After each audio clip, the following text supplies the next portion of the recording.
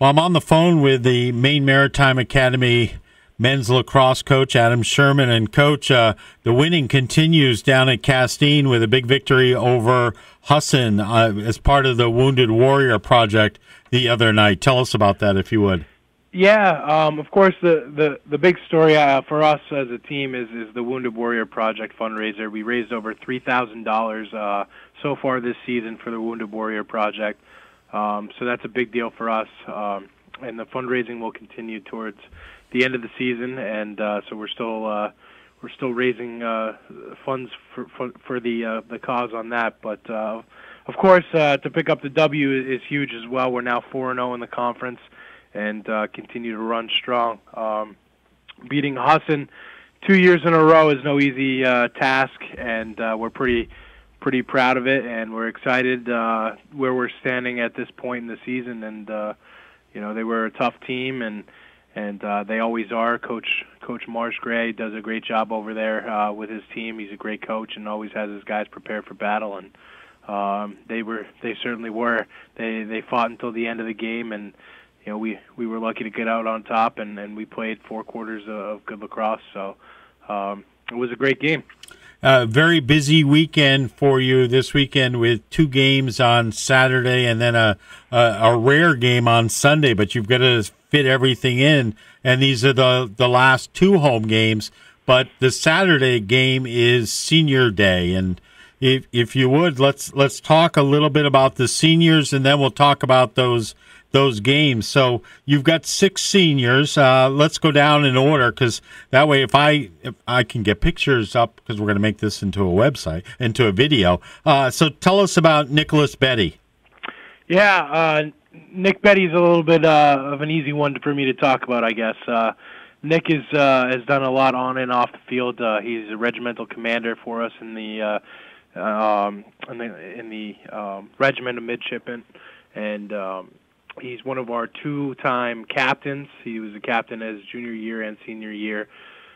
He just broke the record for all-time goal scoring in Maine Maritime history. Currently, he's ranked number 8 in the country in goals scored per game. Wow. He's also ranked number 1 in the NAC. So he's our leading scorer for the team. He's number 4 in points for the NAC as well. Ranks him in the top of all of the offensive statistical categories for the conference, and for us, he's been quite the leader. Both on and off the field, he's taken a lot of the younger guys under his wing. Plays very confident, and he's going to be a hard one to replace. So he's been all conference every year that he's played, and I'm sure we'll be putting him up for Player of the Year. So. All right, and then you've got a Lewiston boy, Evan Carrier. Yeah, Evan's awesome. Evan's been kind of a role player for us. He started off as an attackman his first 2 years, and then last year we moved him to defensive midfielder. He's been a crucial part of our defense last year, kind of fitting into that role, learning how to play a different position completely. And now this year he's a key contributor to our defense, and kind of been a big part of that, and also our man-down defense, which continues to get better and better as far as our kind of that special teams area. When he does shoot the ball, he's got a pretty good percentage. He's about 80% when for his on-goal percentage. So he's still a threat when he does have the ball in his stick, and he's one of those guys that you just want to be around and have on your team. He's a positive influence, and he'll do anything that you ask of him. All right, moving down the coast a little bit, you've got Bronson Guimond from Portland. Bronson is a tough player. He's also one of our captains this year. He's blue-collar, hard-nosed guy, always determined to kind of put in the extra reps, whether it be out on the field or in the weight room. Just strong physical kid. He ranks 7th in points and 7th in goals in the Maine Maritime history. 2-time all-conference selection. I would be shocked if he's not on the all-conference team again for a 3rd year this year. He's just one of those guys that is super athletic, could play multiple positions. He played attack for us when he first got here at Maine Maritime, and he's now one of the top midfielders in our conference. So. All right, Jack Tragert from Naples and Lake Region High School. Yeah, Jack is he's an interesting one there because he came in, and I think he was probably a little bit curious as to what his role might be, and now he's a senior captain. He's an absolutely tremendous leader. Everything that you look for in a student athlete and in a leadership role, Jack has kind of have fit into that mold, if you will, and he's come out on top. He realized that his role for us in the team is going to be a stud face-off guy. He's taken that role and he's excelled in it. He puts in work, extra work where you wouldn't think extra work could fit in, whether it be in the weight room or extra sessions out on the turf.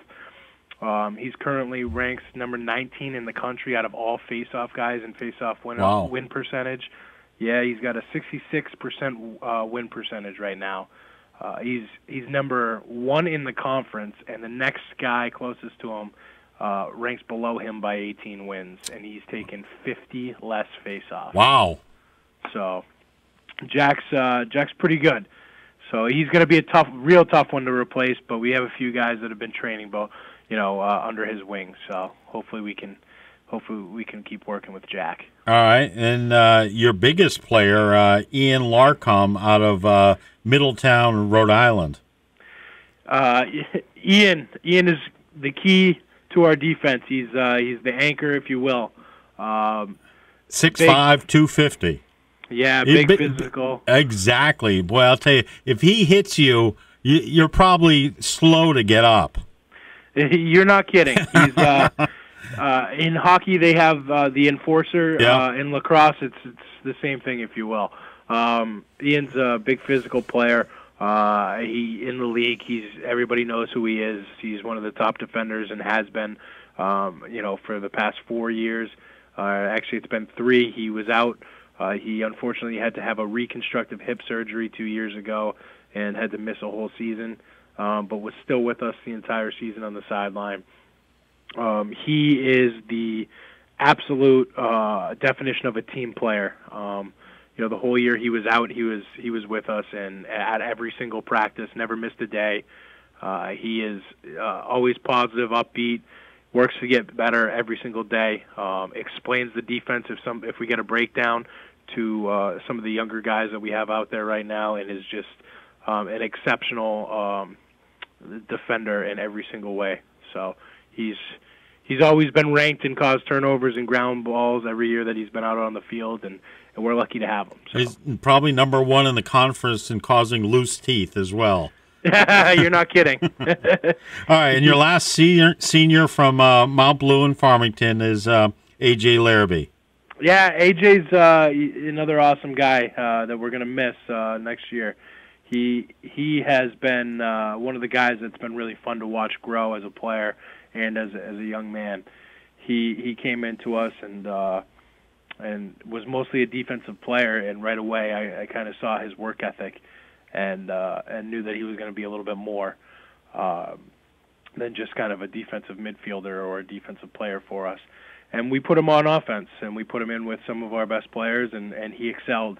And now he's on that starting line with Nick Betti and Bronson Guimond, and not only is he assisting on goals, he's scoring some goals of his own, and he's currently number 15 all-time in assists in our record books, and he's still doing some things on defense, and he's number 8 in caused turnovers and number 8 in ground balls. So, he's a big part of what we're trying to do offensively, and an even bigger part on what we're trying to do defensively. I think he's one of our all-around midfielders, and I think he's going to be a real tough one to replace. So. The weather for the weekend looks nice. It's supposed to be partly sunny on Saturday and mostly sunny on Sunday. Sunday highs around 50. You guys aren't going to know what to do, how to play in the sunshine. Chris, this is going to be a heat wave for us. It's a good thing you may even break out the shorts on Sunday. Yeah, we sure will. It's going to be excellent. I'll have the sunglasses on. Give us a little bit of preview of those 2 games. Tough ones against Castleton and Johnson State.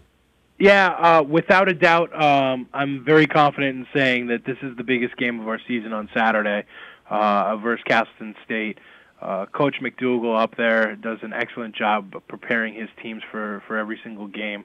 But this has become sort of a rivalry for us in preparing for our games. I know at least within the coaching staff, it's kind of a little bit of a chess match to figure out what they're going to do next.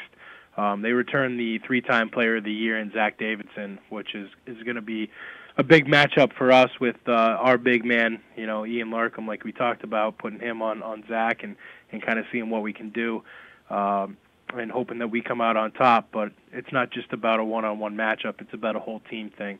And we think that this is the year for us as far as getting to the show and winning a championship. But the road runs through Castleton, and we really got to come out on top on this one.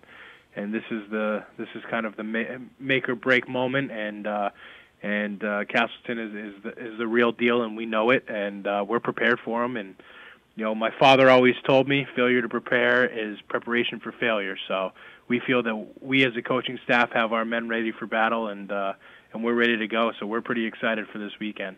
All right. We look forward to talking with you on Monday. We'll see how the weekend went, and best of luck. And I know it'll be a special time, especially Saturday against Castleton on senior night. Great. Thank you very much, Chris. We appreciate it. All right. Thanks. Thanks.